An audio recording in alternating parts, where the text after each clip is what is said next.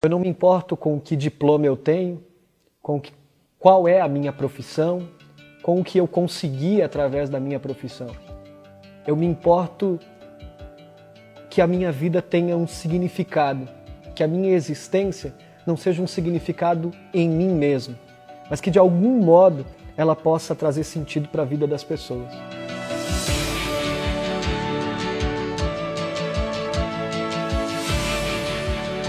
O meu pai era capitão da Polícia Militar e ele trabalhou muito tempo no batalhão Tobias de Aguiar, na Rota, e eu me lembro de várias vezes que ele me levava para acompanhar o dia a dia dele.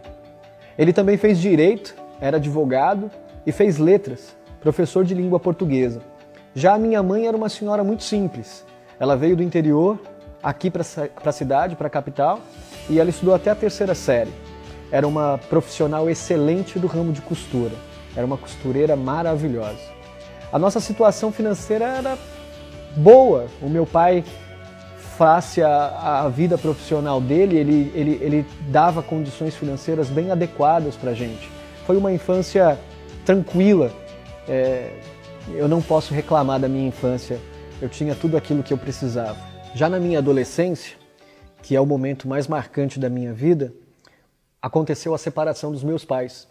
Eu tinha 12 anos aproximadamente quando os meus pais se separaram. E o mais marcante é que, com a separação, o meu pai deixou de falar comigo. Pelas razões dele, eu não sei dizer de fato o porquê. Mas eu e minha mãe saímos da casa que morávamos com o meu pai e a gente foi morar num bairro de Mairiporã chamado Prainha, em um cômodo. E esse cômodo a gente dividia com uma cortina para separar os ambientes, a cama, o quarto e a cozinha. Meu pai não ajudou naquele momento, ele não pagava a pensão, ele não nos ajudou naquele momento. De modo que o meu tio, ele precisou nos ajudar financeiramente, pagar o aluguel, pagar as despesas. Até que com 14 anos, aproximadamente, a minha mãe ganhou na justiça não só os alimentos, como também um imóvel na cidade de Guarulhos, então a gente decidiu mudar para esse imóvel. Aquilo que parecia que seria uma melhora, na verdade foi um outro momento de dificuldades, porque quando nós mudamos, a casa não estava pronta. Faltavam algumas janelas, algumas portas, então a gente precisava colocar panos, lençóis nos vãos para que o vento não entrasse. Nessa oportunidade, minha mãe teve que procurar emprego num lugar que ela não conhecia. E eu fui trabalhar, eu me lembro, numa fábrica de blocos que tinha ali no Lavras, e como servente de pedreiro em algumas situações. Até que eu consegui emprego num mercado, num bairro chamado Jardinhana, que é ali próximo. Só que, embora seja um pouco próximo, eu precisava dormir no mercado porque a gente fazia pão de madrugada. Das 3 às 4 da manhã, a gente acordava às 3 para fazer pão até às 4. Às 6 horas da manhã abria o mercado, ficava até meio-dia, depois ia estudar, saía da escola, passava na minha mãe, jantava com ela e depois voltava para o mercado de novo. Isso se deu por alguns meses, até que eu consegui um outro trabalho no mercadinho do Lavras mesmo, no próprio bairro, um mercado pequeno, na época, chamava Sublime, e naquele mercado eu entrei para limpar o mercado, varrer, passar pano, passar cera, limpar o fundo do mercado. Até que um dia eu achei um cheque, num valor alto, perto do caixa, devolvi para o dono do mercado. E acho que aquilo fez com que ele acreditasse um pouco mais em mim e ele me deu outras oportunidades. Eu virei repositor, depois comecei a ficar no caixa, depois fazer entregas, dirigir no carro dele. Me tornei um homem de confiança dele no mercado. A adolescência ali no Lavras foi difícil porque não tinha nenhuma perspectiva. Eu ganhava muito pouco nesse mercado. Eu lembro que quando fazia hora extra eu ganhava R$5 e aquilo era muito dinheiro para mim. Eu não tive uma adolescência que eu podia escolher o que eu queria com o meu dinheiro. O meu dinheiro era para ajudar a minha mãe a pagar as contas de casa.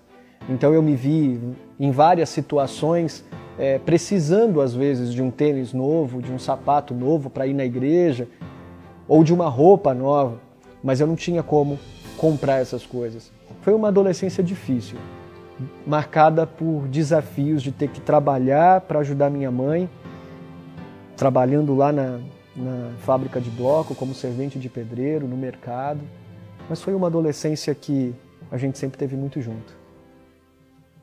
A minha relação com a universidade foi a mais improvável possível, porque eu era um adolescente sem a menor perspectiva de futuro, que ganhava um salário baixo de hora extra que era R$5, ou seja, eu não tinha a menor condição de fazer uma faculdade, não tinha nenhum contato com o meu pai, então eu não tinha a menor possibilidade de que ele pagasse a universidade para mim. Mas quando eu tinha 17 anos aproximadamente, um amigo me sugeriu levar um currículo numa empresa que ele havia trabalhado. E ele me disse, se essa empresa um dia te chamar, eu só posso te dizer que você está feito. Eu nem fazia ideia de onde era. Eu sei que em janeiro de 2001 eu fui chamado para participar de um processo seletivo nessa empresa. Eu passei em todos os processos seletivos. Quando fui levar os meus documentos, a pessoa que me atendeu, me recepcionou, a Arlete, ela percebeu a minha simplicidade e ela me perguntou, você tem ideia de onde você está? E eu disse para ela, numa empresa, e ela disse, não, mas que lugar é esse? Você faz ideia de onde você está? E eu disse, não. E ela me disse que eu estava na Pontifícia Universidade Católica de São Paulo. Então ela me disse o que era a PUC, qual era o seu nível acadêmico, a sua importância na sociedade e no mundo acadêmico. Eu não fazia ideia do que era isso. E ela me perguntou, você sabe qual é o maior privilégio de você trabalhar aqui na PUC? E eu disse para ela, tem mais? Eu vou ter carteira registrada, assistência médica, vale transporte, cesta básica. Tem mais privilégio do que esse? E ela me disse, você vai poder estudar nessa universidade e você não vai pagar nenhum centavo por isso. Por isso era improvável. Um menino que não tinha experiência profissional na carteira e que fez um curso de computação no Sindicato dos Metalúrgicos porque era de graça e eles davam um vale-transporte para ir e voltar e um pãozinho com presunto e queijo que era maravilhoso. Agora tinha uma universidade como a PUC à sua disposição. Mas antes de me formar em Direito, eu fiz 2 anos de serviço social. E isso foi extremamente importante para mim, porque tirou aquela visão de senso comum daquele menino do interior que chegou na cidade. Nesse período, inclusive, eu me envolvi com o movimento estudantil e precisei, para estudar, morar dentro do centro acadêmico porque não tinha ônibus para voltar. Morei escondido por uns 6 meses, até que me descobriram e uma família generosa e amiga me acolheu na casa deles para que eu pudesse continuar estudando. Depois de 2 anos, eu percebi que a minha vocação era o direito. E o que mais marca a minha passagem pelo direito são os estágios, porque eu dependia da PUC, do trabalho, para garantir a bolsa. Então eu reduzi o meu horário de trabalho o máximo que eu podia para que eu tivesse tempo para estagiar. E aquilo que era impossível se tornou possível. Eu consegui estagiar no escritório da família Franco Montoro e também no Ministério Público do Estado de São Paulo. E nessa oportunidade do Ministério Público, eu e o meu pai nos reencontramos, porque ele é advogado criminalista. E nós restabelecemos a nossa relação e hoje nós somos amigos e até trabalhamos juntos. Eu ajudo a fazer júris que ele tem por aí. Depois que eu passei na OAB, eu coloquei no meu coração que eu queria ter o meu escritório. Então eu decidi sair da universidade, vir para a minha cidade, para Guarulhos, e montar o meu próprio escritório. E isso aconteceu há 6 anos atrás. Numa sociedade de advogados, eu tive o privilégio de montar o meu próprio escritório e desempenhar o sacerdócio da advocacia na cidade de Guarulhos. O que aconteceu com a Joelma ressignificou a minha vida. Às vezes eu acho que a gente está cuidando dela, mas na verdade ela está cuidando da gente. Porque quando o médico falou que ela tinha alguns meses de vida em setembro de 2014 e que ela viveria até dezembro, a minha decisão foi levar ela para casa. Porque eu não queria que a minha irmã se despedisse sem que tivesse alguém por perto. Ele achou isso uma loucura. Nós levamos ela para casa e nós estamos em julho de 2016 e a Joelma está viva. O que ela me ensina? A não desistir nunca. Porque ela não fala, ela perdeu todos os movimentos do corpo, ela perdeu os reflexos da deglutição, usa fralda em cima de uma cama imóvel, mas ela não desiste da vida. Eu acho que se a Joelma pudesse me falar alguma coisa com palavras, o que ela diria é: não desista nunca. É isso que a situação com a Joelma me ensina. Ela me dá um ressignificado de vida. Eu penso que a vida é muito simples.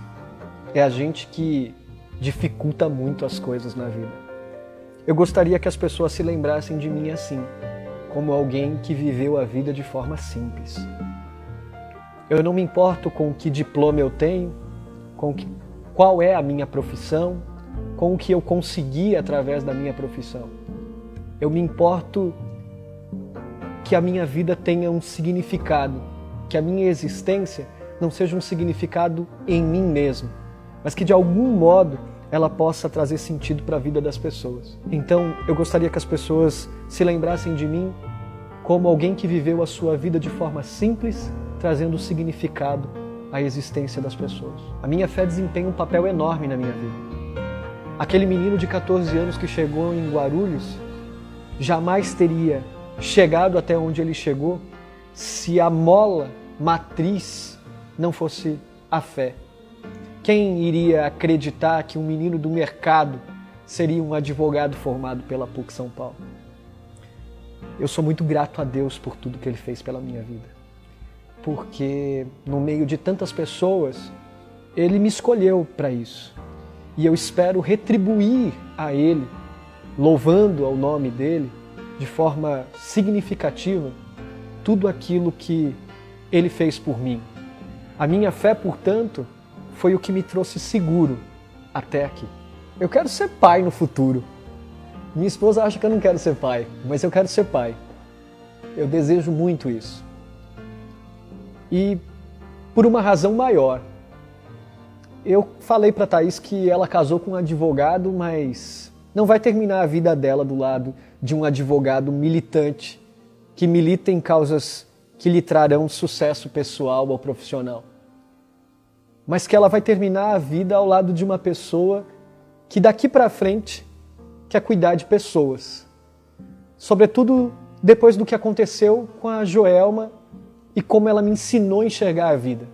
Eu quero servir para um propósito maior, que não seja apenas meu, mas que seja coletivo, que seja um de pessoas. É isso que eu quero para o meu futuro.